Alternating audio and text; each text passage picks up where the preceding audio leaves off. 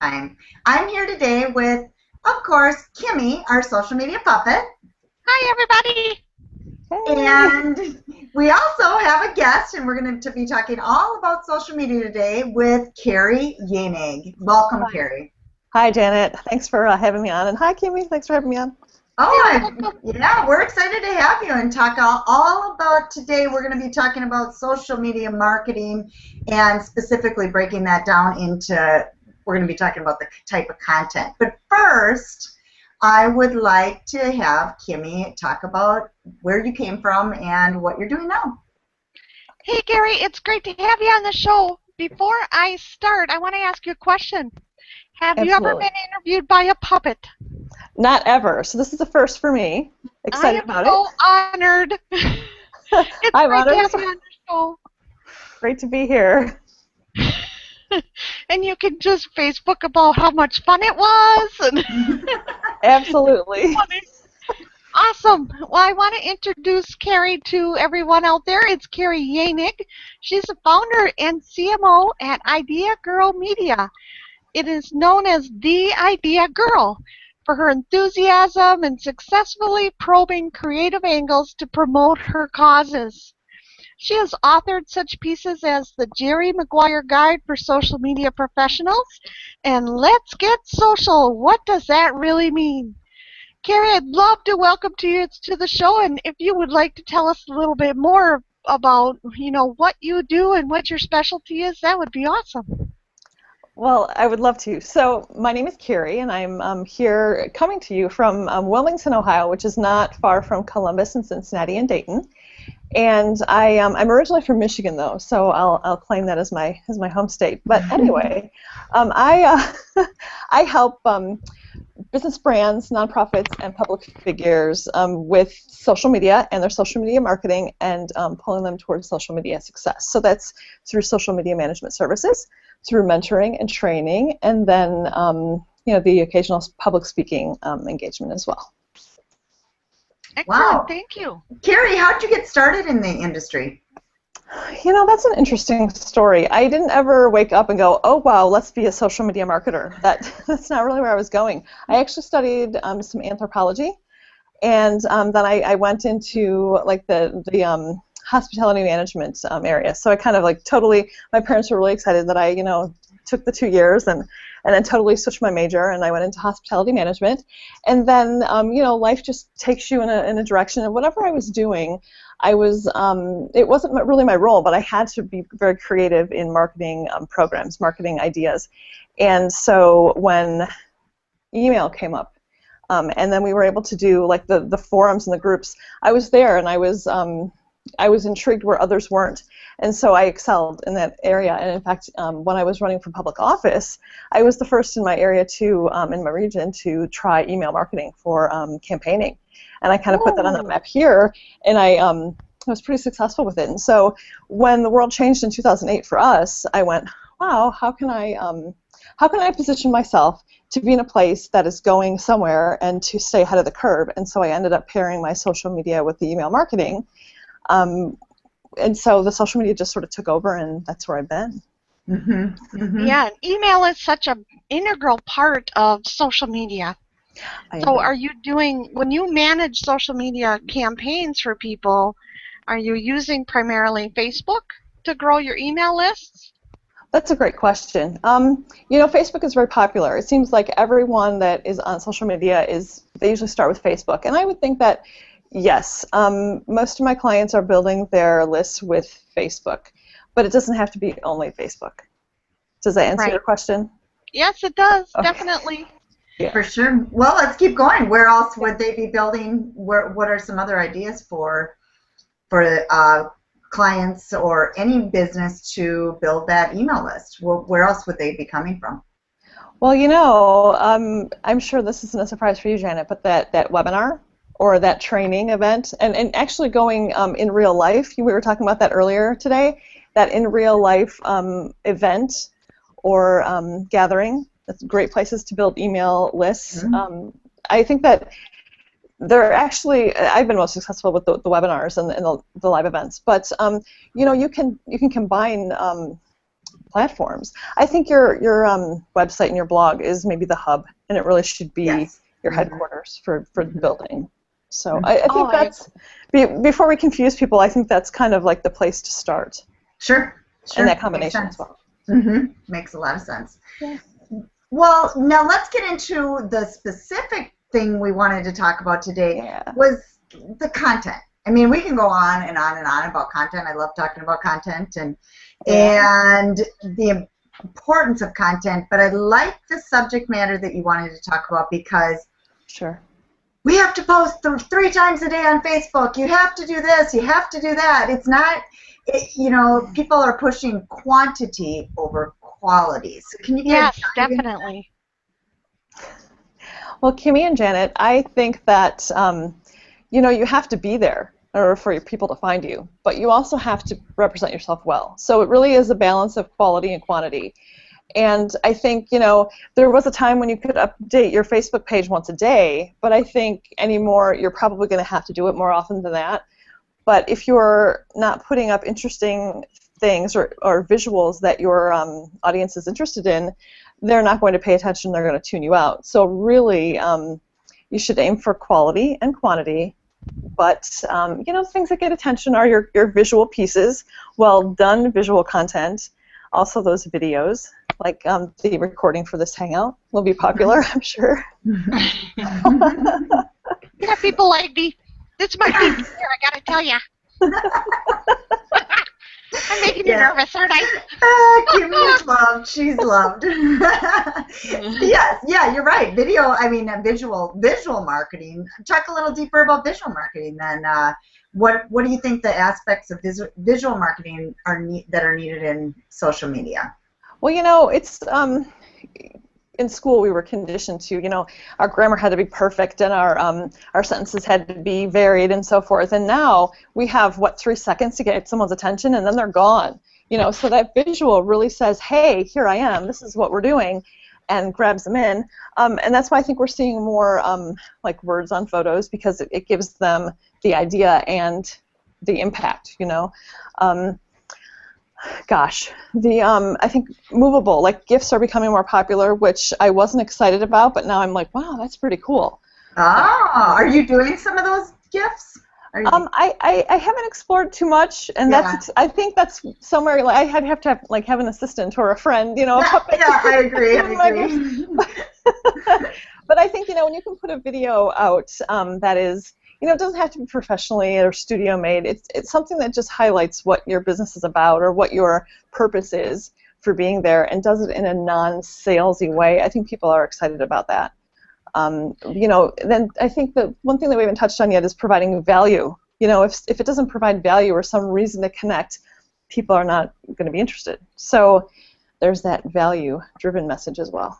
And you know, this show is all about how do you stand out in a noisy crowd, and you know, value and creativity, those are 2 things that you need to kind of put together, because there's a lot of people out there giving a lot of good information. So how do you cut through that? It's a challenge, but I think the video and being something a little bit different, catch their eye, that's kind of fun. Yeah, I'm kind of digging your hair. Hey, thanks. I got it in ponytails today. Oh. It's a new look for Kimmy. It is. Yeah. Otherwise, it was in my eye, and then Janet would yell at me. Yell at her. Oh, Kimmy.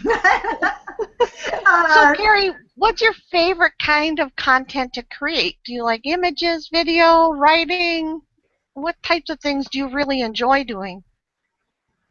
I like the variety. You know, but there are programs out there that make creating visual content, the images, so easy and so fun that I have to go with those images. It's the most fun. But I got to tell you, you know, without the variety, it becomes monotonous. So I would say let's lead with visuals and let's back it up with other things. Yep, definitely. That's great. Great tip right there. So for Kimmy, and being a salon owner, let's put this into you know, real world scenario so that she kind of, what would you do with her situation on any social media site, and would you suggest a specific social media site that would be best for her? Well, I think first of all, you want to find out where your audience is, and so I think when those customers come in, ask them where they are. When they're sitting in your chair. What's that? Instagram. Instagram. Okay, and Instagram, by the way, is my favorite network right now. I love Instagram. Really?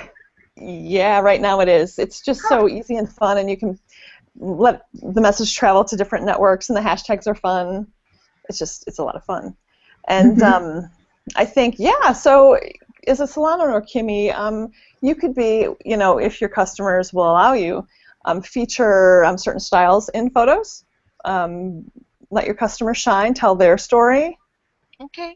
Tell a little bit of your story by featuring, maybe you're at a hair event and you're noticing new products on the shelf, or maybe maybe you have a new sign, and so you want to let people know, and you take a photo of that and put it on Instagram. Yeah, I just went to an event in New York, and it was really fun. We had a great time, and I learned all about the new colors coming out and how to do it, so we get excited when we come back to the shop. Sure. And so do you have clients that let you experiment with the color? Oh, yeah, all the time. They can't wait till I come back. They're ready for a change. Absolutely. I go to get my hair done tomorrow. So, I'll be asking you about the colors and the different styles that are going to be new for fall. But sure, if you wanted to, let's say you want to sell more appointments, maybe you have a new stylist coming in to join your salon. Maybe you want to get some of their work or them in the photos with you. Maybe you have a new brush that's coming in or a comb or clips in the hair, and they've just come in, and show them, maybe not all set up on the shelf, but wow, they just came in and they're in the box. And maybe you stick one in your hair and you show a picture of that, or it's just, I guess, giving it a real life spin, putting it in the eyes of your prospective client or customer, and letting them attach that to how they live their life. What's been fun is sometimes we'll take a picture of everybody with their foil all over their head, put it up, and then say, just wait for the end product, and then 2 hours later we post the results. So it's fun because it gets people to come back. That's fun, yes. Now, I wouldn't come back if you were taking pictures of foils on my head. Oh, you look at anything, I can tell you that. She serves them wine right now. There's a reason why I'm a puppet there, Janet. No, What color are your foils, Kimmy? What's that? What color are your foils? They're just the silver. Silver. My salon has blue and green. And really? So, yes. She's high tech. Yeah. I want them to have purple, though. I really want them to have purple. But when they put the green in, it looks like salad on your head. Now that's interesting. That would be there you go. Now you have to get us a picture. Yep. And I think you should have an orange stripe in your hair because it's fall. That's right. Well, that's fun. I really appreciate those ideas because, I just think being creative and having fun is really important, especially when you're dealing with a business-to-consumer type of product, because a lot of the customers, they want to play along with you. So we make it a game in our salon. That's great. I think that puts you ahead of your competition, per se, I would think. Yeah, definitely. Absolutely. Well, Keri, and I also follow your Facebook page and have watched a lot of what you post, and you do a great job at variety and even just adding little pieces that, I can't think of the word for it right now. Just the little icons. Those little cute little icons you have on all your posts. Now, where do you get those little? Is that what it is? What are those icons? I've always wondered. The special characters? Yes. Yes. Are you on a Mac? No. Okay, I'm on a Mac. I don't know where they are on the PC, but if you go under Edit on a Mac, you can choose special characters, and then it's there, and I just choose from there. Oh, cool. Well, it might be a Mac thing. It could be. Well, I think you can access them on a PC, but I don't remember how to do it. I've had my Mac for about 4 years now, and I don't remember. I'm sorry. Oh, okay, well, but see, what I like is what I notice with your posts, and I'd like to elaborate on this a little bit, is Sure. you're not rushing it. I can tell by the way you post. You're not just throwing something up there to get something out there, and I've seen that with a lot of people just so that they get something out there. You're actually using, you know, those little special characters, the full sentences, giving your opinion, asking questions, using an image, hashtags, you know, you have kind of all of it in there. So let's talk about how people could do something like that where they're actually focusing in on a very specific topic, but yet they're putting a little bit of spin on it so it's not just so blah. Sure. So I do. Every day I have a variety of the type of posts that I share on my page. And so there's like just typewritten, like text post. And that's usually, I tend to put that up about 5:30 p.m. Eastern time every day because that's when it seems to do well. And, you know, that's one thing that we should talk about is that you need to look at how your things are doing. Look at your analytics so that you know what's performing well, when it's performing well, who's apt to see it at that time, what might they be thinking at that time. You know, don't talk about breakfast when they're going to be eating dinner, you know, that kind of thing. So there's the text written post, there's the shared post that I'll get in. It's not usually every day, but a few times per week. And then there's the blog post, you know, the informational post, and then the image post where I've put something maybe through Instagram, or I've just found this really cool image that I put up. So and I find that Facebook likes that variety, and they'll tend to give you more favor in the newsfeed because we have to play that game, you know. Yes, definitely. Yeah, and really, I think the optimal way to go in thinking about content for your page is that you're probably going to use a content calendar, an editorial calendar for your business and what you're going to do. And so, Kimi, when you're writing that blog post about maybe the hair event, or maybe you have promotions coming up for the holidays, you're going to get those blog posts out, then tie the rest of your content in with that theme. So, you know, maybe the new colors are coming in, so you're going to talk about colors for fall on your blog. And so then you might put on Instagram that photo of the customer with the color, and then you're going to maybe feed that through onto Facebook. And then, you know, too, you might talk about, like, your tip might be taking the style from day to night, okay? And so that might be your tip, and you might use your special character in that time. The reason I like the special characters is because it helps your post stick out or shine above others in the newsfeed. Mm-hmm.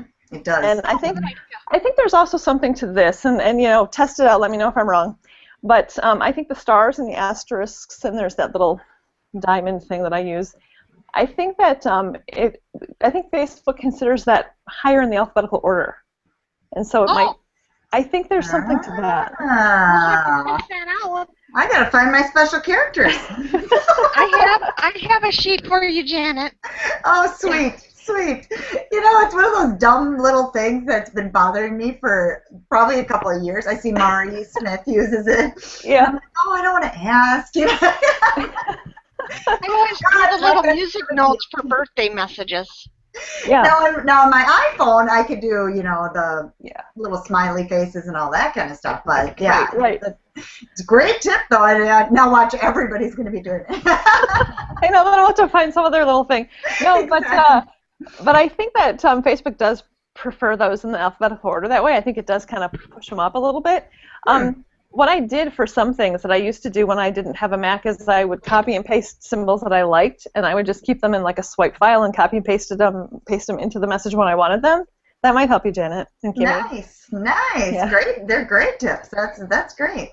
Yeah. Well, now I want to. You've given us a ton of information, so let's narrow it down to what could whoever's listening to this do in the next 24 hours to take their social media posts from here to here. What would you suggest the number one or two things?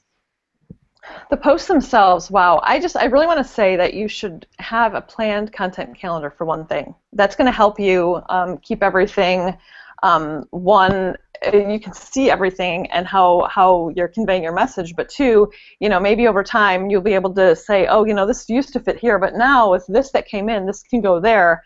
and so it'll make sense to your audience a little bit more. I think that watch what your competition's doing, and don't do that.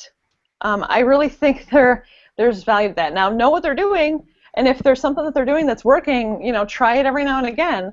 But be you, be the authentic you. I want to say also too, we talked about, not just flying by the seat of your pants and putting something up. I'll tell you that I'll work a post, like a piece of art, and I'll sculpt it, and it'll be like this. I'll think, wow, it's going to be awesome, and it thuds, and nothing happens. And I know that everyone's been there, and it's pretty natural to be there at some point.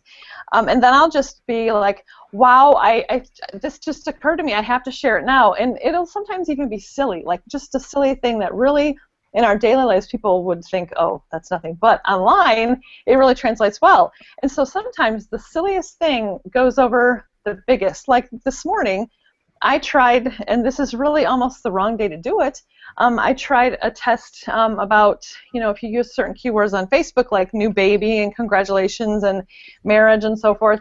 And you can even go to my profile for today and check this out. It's supposedly supposed to be at the top of your news feed. And I've got, last time I checked, it was, I think, 80 people liked that post. And it's true because you showed up in front of my newsfeed, which sometimes you don't. So it worked. Yeah. But it's that, that I would never, ever post that, especially on a day like today. We're talking on a very important day for our country. And I thought, oh, I don't know if I want to do it, but I thought I posted it kind of in the middle of the night for my time zone, so I thought, oh, okay, maybe I could try it. But I didn't want the information to be so old that it wouldn't work, And so, yeah, you have to kind of play that game. But it's sometimes flying by the seat of your pants is okay. And sometimes it's the stuff that works. But as a general rule, you need to keep in mind that you should have a plan. So I just want you to find that balance. Yeah, I like it. Okay. Okay, but back to, you wanted me to tell you something that you could do in the next 24 hours to make your take your post to the next level. I want to say that this is something that comes from my workshop and it's original, but there's this little tool called Canva, Canva.com, and it's for making visual content. And the reason I like this is because it allows you to put your visual content into such a pleasing way that it will get results and it will be seen and liked by your fans. And then you can also use it to use it on Facebook, use it on Twitter, use it on all your social networks. But the one thing I really like about it is they pre-size the different types of posts. So you've got a Twitter header, a Twitter post, a Facebook ad, a Facebook post, a photo collage, and they give you example layouts. And you can even buy graphics there, so it's extra groovy. But it's just really, it's an everyday, easy person, get in and get out, and it's great. Yes, yes, we love Canva. Yes, we're Canva users too. So yes, that is. Good. And but if people haven't heard of it, I think it's such a simple tool for people to just put that post, like you just said, from here to here.